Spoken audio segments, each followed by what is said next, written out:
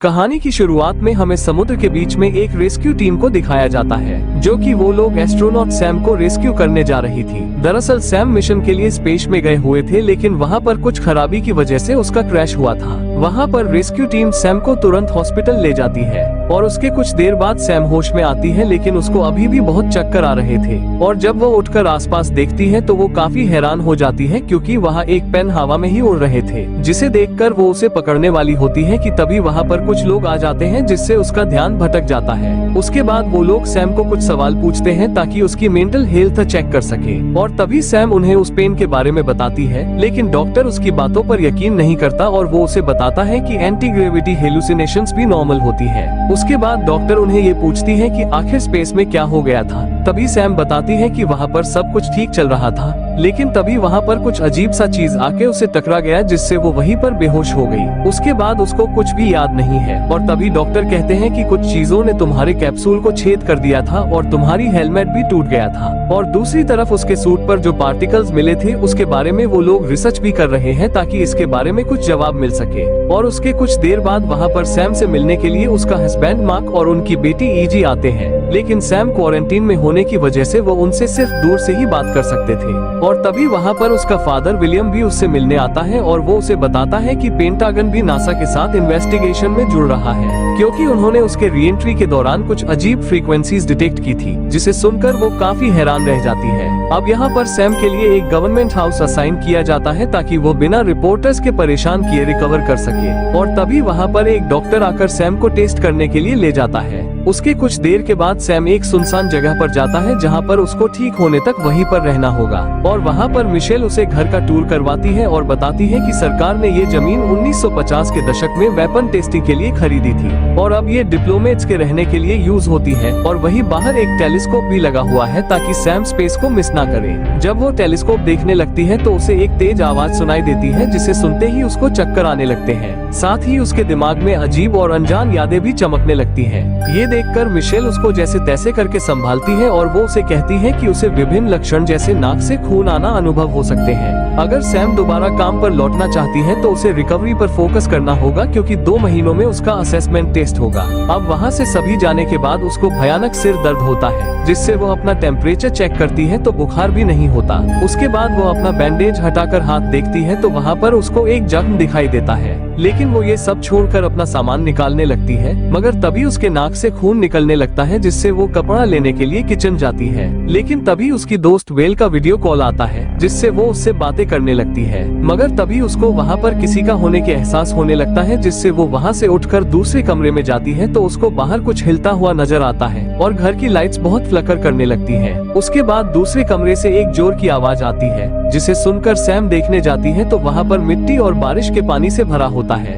और वहाँ का दरवाजा भी खुला होता है, जिसे देखकर सैम बाहर जाती है तो उसको जंगल में कुछ हिलता हुआ दिखाई देती है, लेकिन वो चीज तुरंत गायब भी हो जाती है। सैम जंगल में जाकर उस जगह पर पत्थर फेंकती है जहाँ उसने वह चीज देखी थी, मगर तभी अचानक उसको वही तेज आवाज सुनने लगती है और वही विजन भी देखती है, जहाँ डार्क क्रैश साइट पर चल रहे होते हैं। और तभी हमें अगली सुबह दिखाया जाता है, जहाँ सैम उठकर देखती है तो उसके हाथ पर बैंडेज नहीं होता और उसके जख्म भी और ज्यादा फैल गया होता। उसके बाद वो उठकर जब वो ब्रेकफास्ट बना रही होती है तो तभी वहाँ पर एक अंडा ऊपर हवा में उड़ने लगता है, जिसे देखकर सैम जब उसे छूती है तो वो हिलने लगता है, लेकिन जैसे ही मेडिकल टीम आती है अंडा काउंटर पर गिरकर टूट जाता है। और तभी एक्सरसाइज करते वक्त सैम को पैर में दर्द होने लगता है, जिससे वो वहाँ पर आइस लगाकर लेट जाती है। अब मेडिकल टीम के जाने के बाद सैम मार्क को कॉल करती है और वो कहती है कि वो ठीक होने के बाद फैमिली ट्रिप पर जाना चाहती है, मगर मार्क उसे कहता है कि फैमिली ट्रिप का आइडिया बेकार है, क्योंकि अगर उनका तलाक हो गया तो ईजी के लिए उन्हें साथ देखना और मुश्किल बना देगा। ये सुनकर सैम को बुरा लगता है और वो कहती है कि वो अभी सब कुछ समझने की कोशिश कर रहे हैं, लेकिन मार्क याद दिलाता है कि उन्होंने ईजी को लगभग खो दिया था और तब से सब कुछ बहुत मुश्किल रहा है।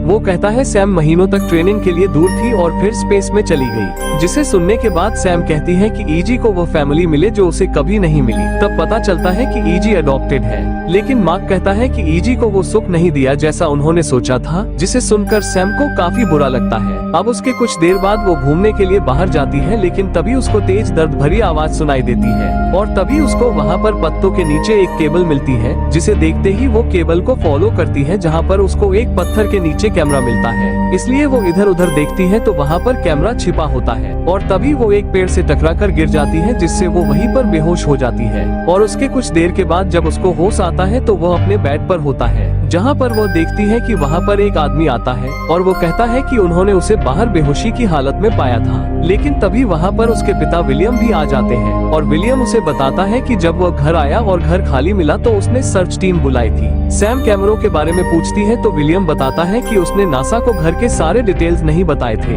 क्योंकि उसे नहीं लगा था कि सैम इतना एक्सप्लोर करेगी। फिर वो उसे नीचे ले जाता है और एक सीक्रेट एरिया खोलता है जो फर्नीचर के पीछे छिपा होता है। वो बताता है कि यह एक सेफ हाउस है। नीचे एक और सीढ़ियों से गुजरकर वो एक बड़े एरिया में पहुंचते हैं जहां कई लिविंग क्वार्टर्स बने हुए थे और पीछे का रूम सेंट्रल सिस्टम है जो अपने इंडिपेंडेंट पावर सोर्स पर चलता है। वहां पर विलियम कंप्यूटर ऑन करता है और सैम को दिखाता है कि घर के आसपास बहुत सारे सिक्योरिटी कैमरे लगे हुए हैं। यहाँ पर एक डिफेंस सिस्टम भी है जो इमरजेंसी के समय बिल्डिंग खुद को 3 लेयर के मटेरियल के पीछे लॉक कर लेती है।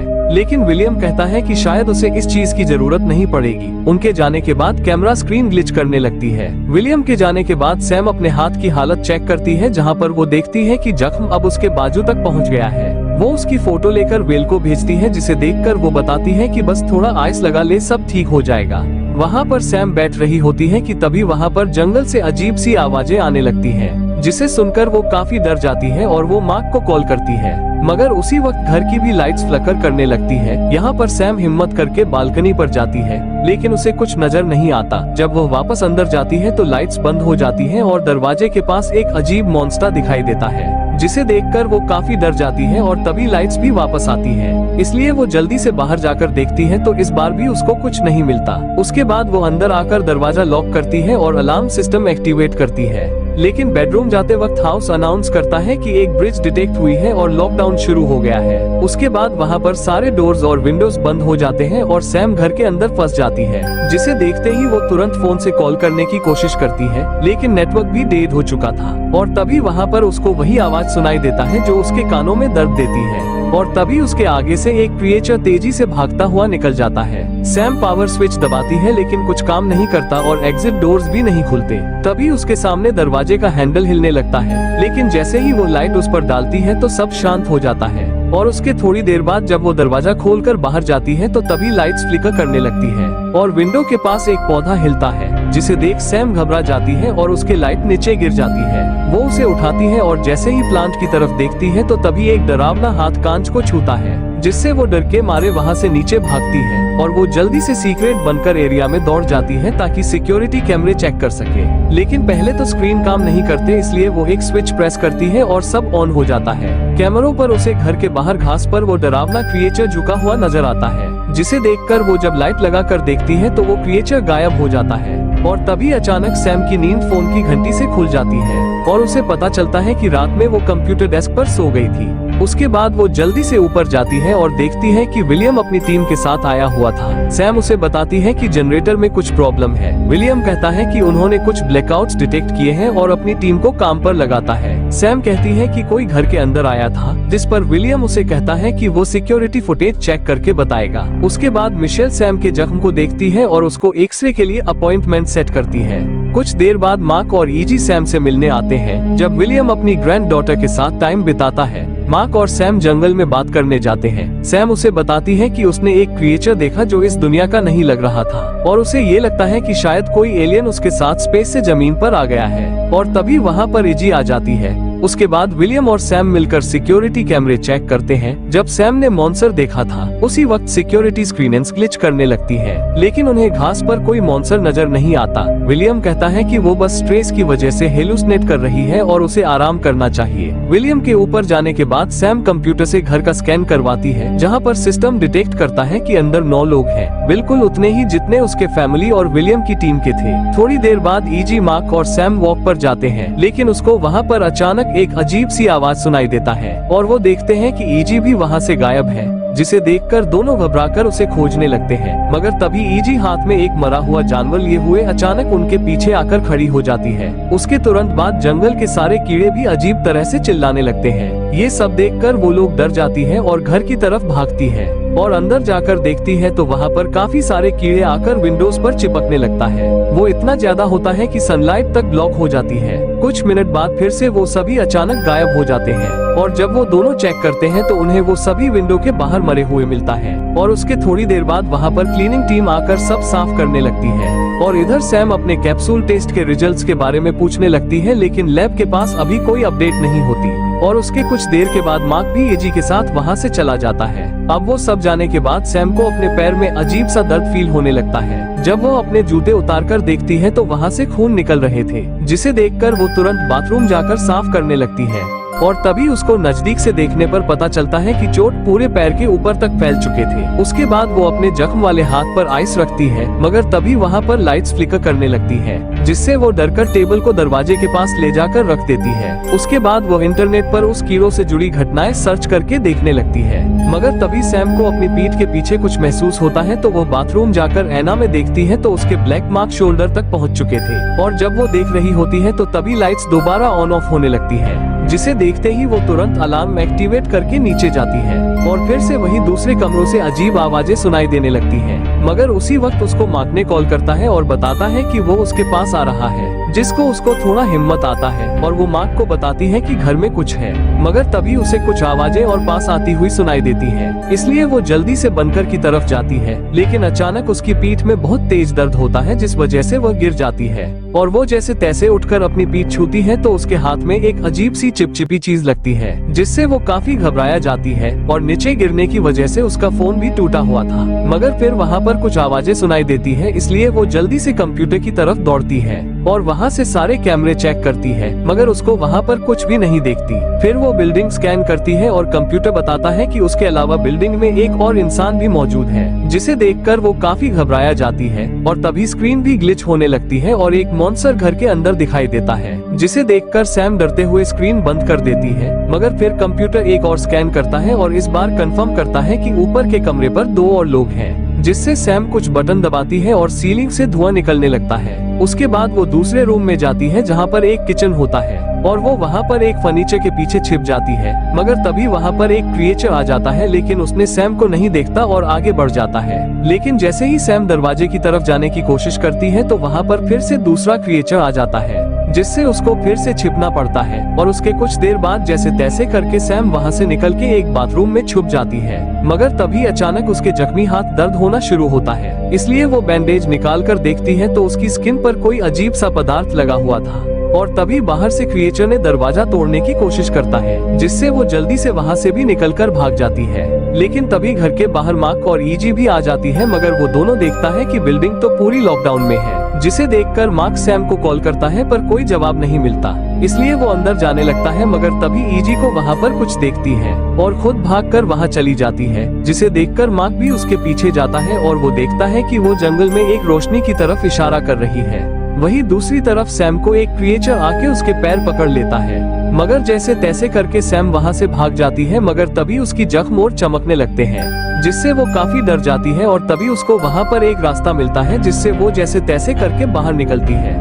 और जब वो पेड़ों के बीच दौड़ रही होती है कि तभी जख्म और चमकने लगते हैं और वहीं दूसरी तरफ मार्क और ईजी भी उसे ढूंढ रहे होते हैं। लेकिन तभी विलियम भी अपनी टीम के साथ वहाँ पर पहुँचता है और वो अपने टीम को बताता है कि वो किसी बहुत इंटेलिजेंट चीज का सामना कर रहे हैं। फिर उन्हें सर्च के लिए भेज देता है और विलियम सीधा बंकर में जाता है और वहाँ चीजें तहस नहस देखता है। वहीं दूसरी तरफ जंगल में सैम अचानक जमीन पर गिर जाती है और तभी एक क्रिएचर उसके पास आके उससे बातें करने लगता है, जिसे सुनकर सैम काफी हैरान होती है कि वो उसकी हर बात समझ रही थी। और जब सैम पूछती है कि वो कौन है, जिस पर क्रिएचर उन्हें कहता है कि हम तुम्हारा परिवार है, जिसे सुनकर उसको कुछ भी समझ में नहीं आता।